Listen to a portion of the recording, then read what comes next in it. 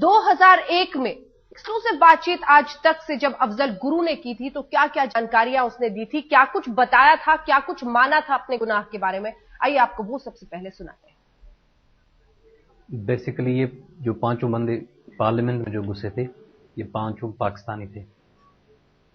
इनका जो basically chief था उसका नाम था मोहम्मद।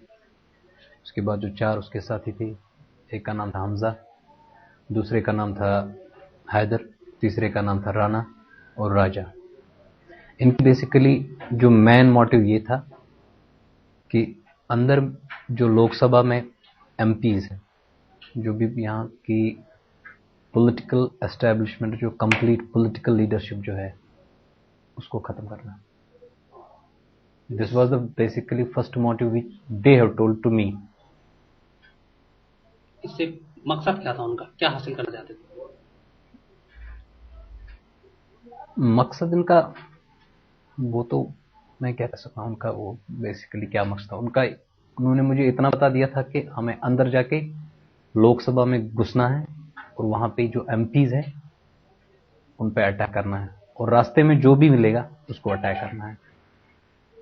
कोई पर्टिकुलर या स्पेसिफिक मकसद तो उन्होंने नहीं बता दिया था मुझे। इस पूरे ऑपरेशन में इनकी मदद कौन कर रहा था? मैं कर रहा था। और आपकी मदद कौन कर रहा था? मेरी मदद तो यही कर रहे थे।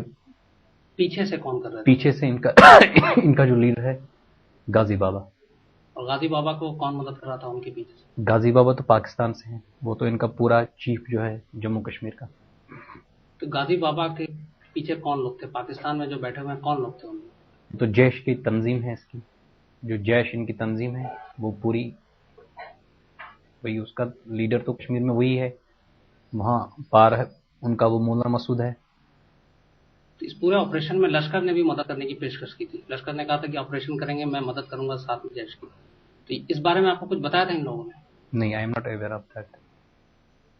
इसके लश्कर के बारे में तो मुझे पता नहीं, न तो उन्होंने लश्कर के बारे में कभी जिक्र किया।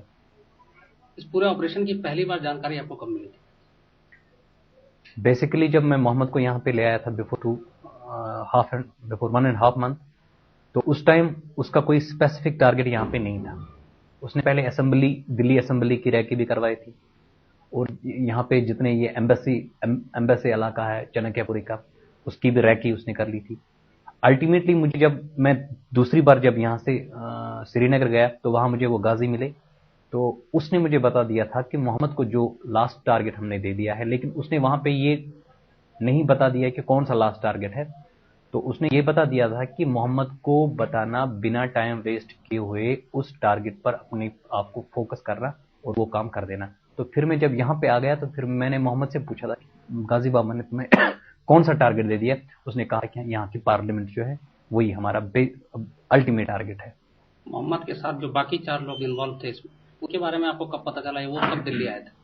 वो उनको तो मैं ही दिल्ली आया था। इन चारों को भी पता था इस ऑपरेशन के बारे में? Yes, they were known. अच्छा, ये लोग पाकिस्तान में किस जगह से थे, मोहम्मद और जो बाकी के 4 थे? Basically they all were speaking Punjabi language. I don't know exact location, but they were from the Punjab side.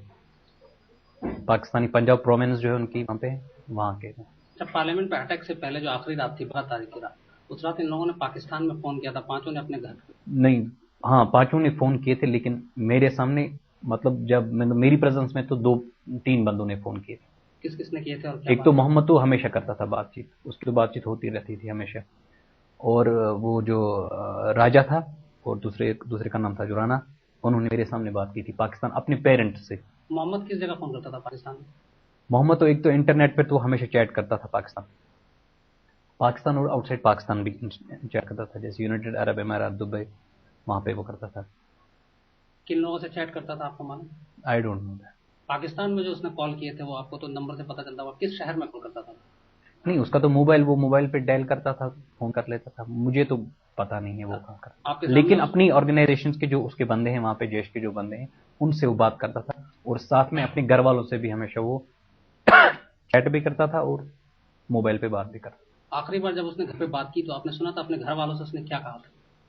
नहीं, उन दोनों का मैंने सुना, मतलब अच्छी तरह से पंजाब में बोल रहे थे, लेकिन but I was getting what they were saying. वो अपने पेरेंट्स से बात कर रहे थे, लेकिन वो ये नहीं बोल रहे थे कि हम कहाँ से बोल रहे हैं। वो उनसे ये बात कर रहे थे कि मतलब एक दोनों ने अपने पेरेंट्स से बात की। एक तो वो खबर, वो दुआ सलाम जो होती है माउंटेन में, मतलब खबर आकर पूछ रहे थे हेलो हाय। बाकी उन्होंने ईद की वो विशेष एक दूसरे को दे दी थी। तो फिर वो जो राजा की जो माँ थी वो थोड़ी बहुत बीच में रो भी पड़ी।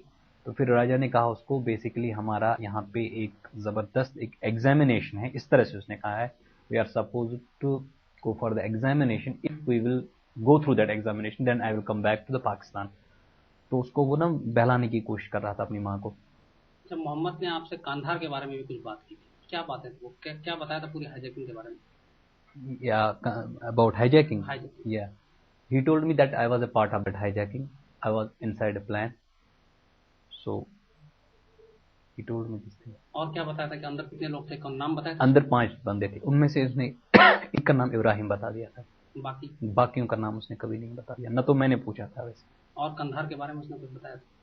कंधार के बारे में उसने ये पूछा था, बताया था कि जब हमारे वो जो साथी रिलीज हो गए थे मौलाना बाकी जो शेख, तो उसके बाद उसने बता दिया था कि हम अपने काम पे सीधे चले गए थे अफगानिस्तान में। पाकिस्तान में आपने ट्रेनिंग भी ली है? हाँ, मैंने पाकिस्तान में ट्रेनिंग ली। कब ट्रेनिंग ली और किस लोगों ने क्या ट्रेनिंग? मैं थ्रू जेके गया था 1990 में। तो I stayed there for 3 months and for 15 days I took a training from the retired Pakistani of Fauji, this army officer, and I came back after 15 days. I stayed in Kashmir just for 25 days. तो उसके बाद मेरा cousin वहाँ पे आ गया। तो वहाँ पे उस टाइम बिल्कुल वो it was a sort of a business. 35 organisations थी, वो बिजनेस कर रहे थे, कोई फ्रीडम फाइटिंग नहीं चल रही थी, कोई हायर लॉजिक, कोई हायर गोल, कोई रिवोल्यूशनरी, कोई वो प्रोसेस नहीं था। और ऊपर से मारदार एक दूसरे के पीछे पड़े थे। तो मैं फिर कश्मीर छोड़ के यहाँ दिल्ली में बैठ गया। किस तरह की बिजनेस कर रहे थे? वो they were planting, they were getting the money from the rich people, बस। और आपको बनना, जो पाकिस्तान में ट्रेनिंग दी जाती है मिलिटेंसी की तमाम, तो उसके बाद क्या ये ट्रेनिंग जो लेकर आते हैं, इसमें मतलब कश्मीर की आज़ादी का मामला नहीं, पैसे आपस में लड़ाई करते हैं ये नहीं, this was in the beginning. मैं 1990 की बात कर रहा हूँ। After that it has took a very new dimension, now it has become a, as far this organization is concerned, Jaish, it is a global, they have got a global vision। वो तो कहते हैं हमारा ग्लोबल विजन, ये नहीं है कि भाई बस पैसे, ये कहते हैं कि हम अल्लाह के लिए लड़ रहे हैं। इनका अपना। आप किस चीज के लिए लड़ रहे थे? बेसिकली मेरी क्या, मैं इसको मैं एक वर्ड में कैसे बोल सकता हूँ कि मैं इसलिए लड़ा था। कुछ मोटिवेशन भी था।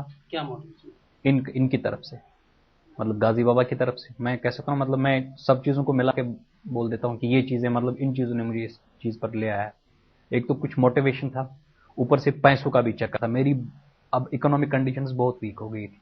This is also a part of this, that why I become ready for this. ऊपर से मेरी थोड़ी बहुत हिस्ट्री जो है पीछे कश्मीर में, मैं सर को बता चुका हूँ कि वो क्या है। मतलब टास्क फोर्स ने मुझे यूं ही उठा दिया था एक दिन, टॉर्चर किया यूजलेसली, पैसे ले ली मेरे से, बाकी हैरासमेंट होती रहती थी।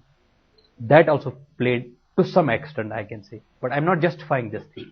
आपको लगता नहीं कश्मीर में, आप चुके बीइंग मुस्लिम, आप मुस्लिम हैं, आप लोग इस तरह की कश्मीर की आज़ादी के नाम पे जो देश भर में आतंकवाद फैला रहे हैं, तो उससे हिंदुस्तान में बाकी मुसलमान हैं, जैसे मैं भी एक मुस्लिम, तो बाकी मुसलमानों के मतलब उनकी निष्ठा पर लोग शक करते हैं आप लोगों की वजह से, कि ये वो भी शक के दायरे में आते हैं कि ये भी शायद। ये तो मैं पर्सनली फील करता हूँ। I do really, I realize this thing that due to we people, the Muslim in India, they are suffering and they get a very different image.